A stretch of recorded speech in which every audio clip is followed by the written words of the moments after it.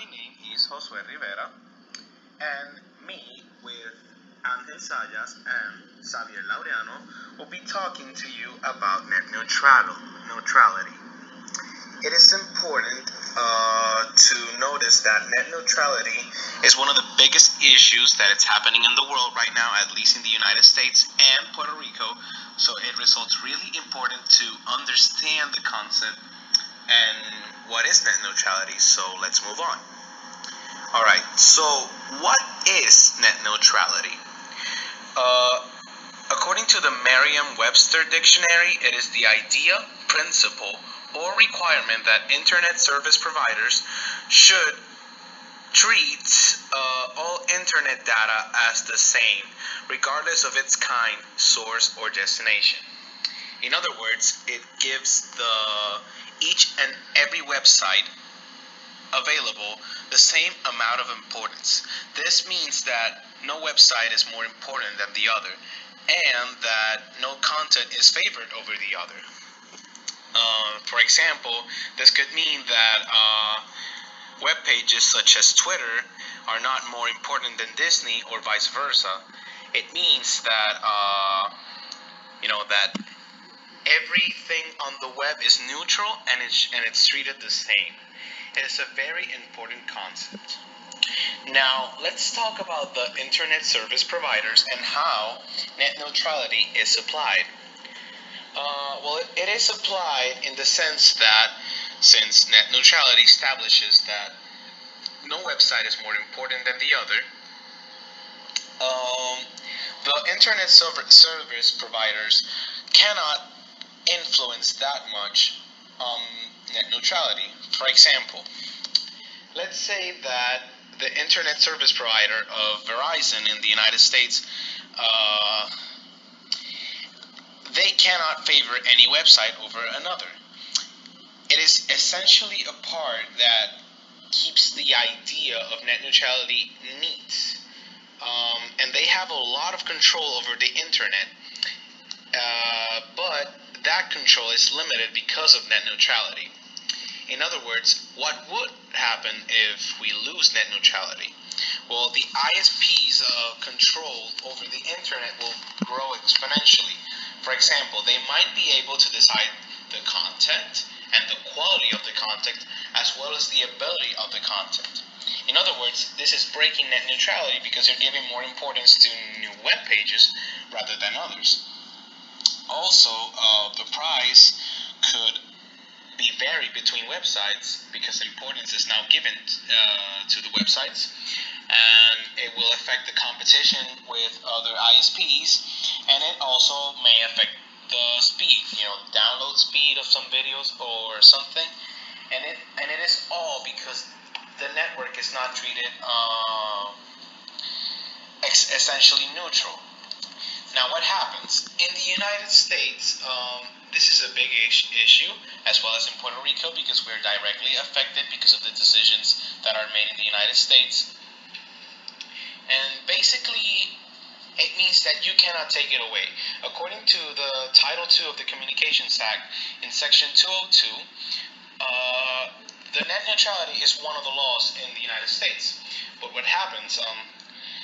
In the United States, Republicans and Democrats, the two major party holders in the United States, see this very differently.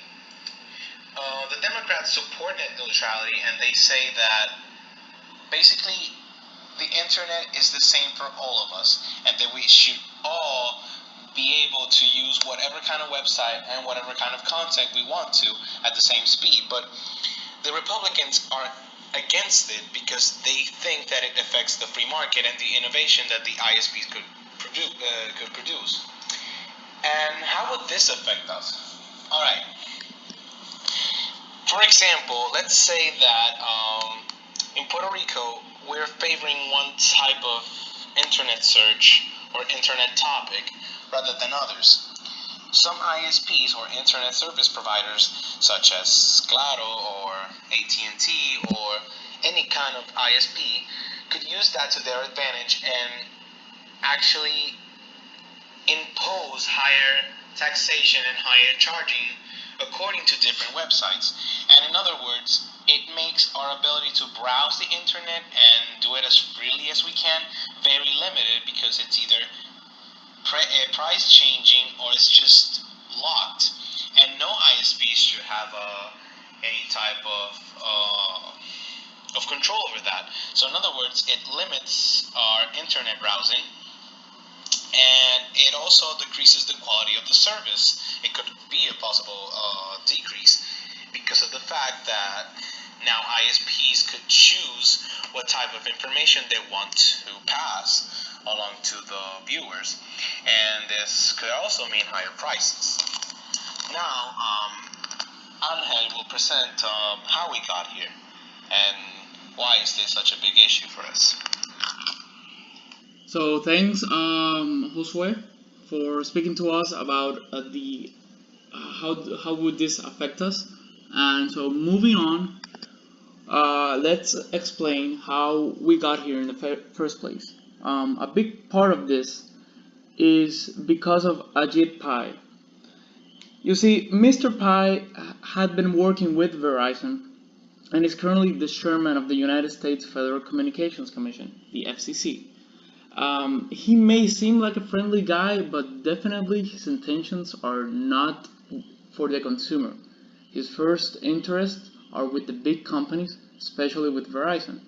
So I would suggest that he is not your friend, because like I said, he previously worked for Verizon and he still has ties with the company. Most of the internet service providers lobby Congress so that they can get their interests in the end. So when he was appointed by Obama, there wasn't a strict set of net neutrality rules that we have right now. The rules that passed, that turned into law, were done so by the Obama administration, and because of that, it's a big part that now that Trump also appointed Ajit Pai as the chairman of the FCC, his mission mostly for these 4 years were to essentially take away the set of regulations and revoke net neutrality rules. So let's also talk about December 14, 2017, which was when they specifically voted on the repeal of such laws.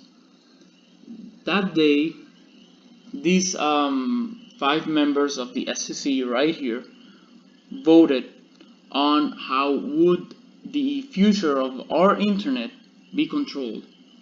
It was, in my opinion, an abuse of power because it was a non-democratic vote. Right now, about 89% of Americans favor net neutrality rules. So their decision on December 14 was against the will of the people. So let's explain a bit who these people are. So we have from left to right, Brandon Carr, which voted on yes to repeal net neutrality. He is a Republican. We have Mignon Clyburn. I'm sorry if I'm not spelling these names correctly. She voted on a no and is a Democrat. Ajit Pai, which is the main guy here, also voted to repeal it, but we expected that. We also have Jessica Rosenworcel, which voted on a no, and finally Michael O'Reilly, which voted to repeal. It was essentially 3 versus 2, men versus women, Democrat versus Republican. Across the nation, this was viewed horribly, and we had countless protests, but we will speak about that soon. The main terrorizing factor here is that a world without it would have essentially paid prioritization, which means that internet service providers that we previously talked about, like Verizon and AT&T, could prioritize their content over the competition. That doesn't favor competition. That essentially establishes a monopoly on the customers that have such providers. It would be the death of an open market, and like I just said, would constitute a monopoly.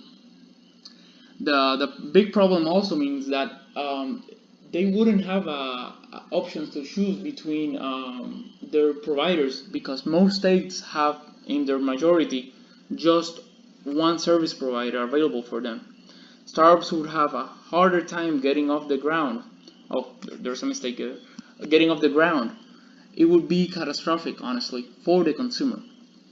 And something that they might say it's false, like I just said, is paid prioritization. They might say, oh, well, we're not building towards that, but recently they have strengthened their network, and they seem to be working towards that. Their website has been updated from the day that they talked about the vote to not exactly include paid prioritization. They would say that they wouldn't block or they wouldn't control their content, but maybe they don't specify it.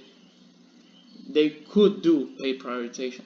So, like I was saying, the reaction was protests on the street, and immediately Attorney General Eric Scheiderman, along with Mara Healy and the Attorney Generals of 23 states.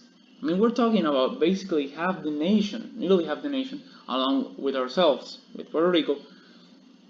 They were against this vote, and they followed suit to sue the FCC over the net neutrality rollback. This was essentially viewed as a bad decision and non-democratic vote.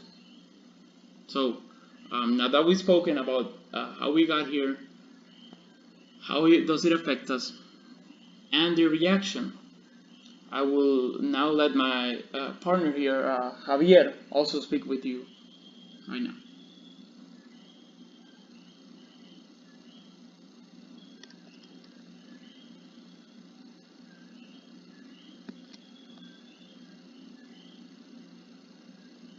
Right now, the end of net neutrality as we know it is scheduled to be on June 16 of 2018. This means the end of the internet service as we know it. But we still have a chance to save it. A chance to keep the internet as we know it. On May 16, there's gonna be a vote in the Senate. A Senate vote to repeal the changes on net neutrality. This, as many people believe, is the last hope for net neutrality.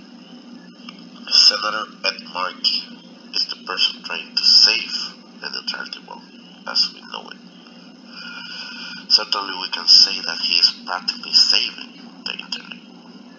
For now, there are only 47 senators supporting Markey, but more than 50 are needed to save what we know as internet. So many people believe that nothing is going to change. Some people think that we may have lost the fight without even starting.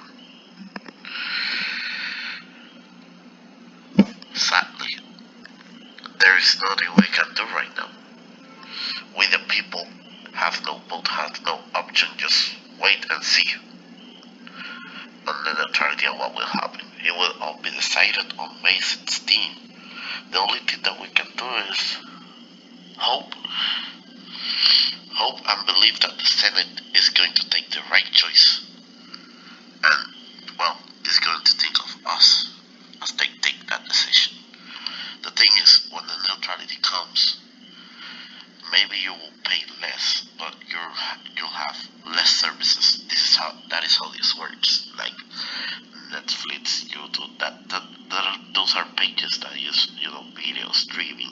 Those use a lot of packages, and the companies of the internet providing companies, they lost money because they need to give you the same internet that you use to enter Facebook, that you use to use Netflix, that you use to enter YouTube, like something like that. With net neutrality, they can say, okay, you will pay $5 for Facebook, 10 for Netflix, 25 for whatever it is, whatever streaming that you like, Hulu, and they can say, oh, YouTube is paying less than this other page, so we are going to deny. So you know some of the packages that you receive from that page. So the charge of that page will be slower. So you will have no choice than going to the other page that your internet provider supports, and that is the big problem here. The big problem is that you will have no choice. This is gonna become a monopoly, like the north part of whatever Puerto Rico gonna have, I don't know, Netflix and Spotify and stop, because the other services, you know, the south and the east will have, I don't know, Pandora and Hulu. This is a big problem because we as people, you know, we have a choice. We want to see what we want to see. We want to do what we want to do. We want to pay an exact same amount of money to do everything. That's the point that we need to see. Like, there's something important that it's fairly difficult to explain, but this is nothing like, you know, this is no science. The thing is, on the May 16 that the vote of the Senate was cast. Surprisingly, we won. We won 52 to 47. Well, we can call saving the neutrality. But the thing is, we must be very careful and protect the internet at all costs, because sadly but truthfully, the internet has become like an essential part of our lives. We do almost everything, like almost everyone is, I don't know, ATH mobile to exchange money or buy something or whatever. Auto Expreso, like you can charge it by phone. It makes life easier, but you know, it has its downsides. Like this, we need to protect the internet. Like, there is no choice, because it has become something so important to us that it may be hard for us, really, really hard to live without it. And it's not, you know, a bad thing. We can communicate with more people. Like, maybe you live in Puerto Rico, your family lives in the United States, and the internet connect us, make us, you know, can talk to them and whatever. The thing is, we must be very, very, very careful, because maybe today we won, but we don't know in a year, in 2, in 3, in 4.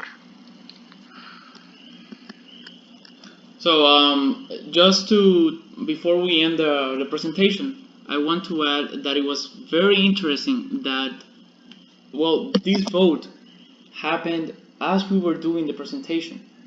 We were scheduled to finish it before the weekend, but when we heard that the Senate had done a new vote, we knew we had to cover this, and so we extended the presentation to also include this, because this is marvelous. How could we skip this, essentially?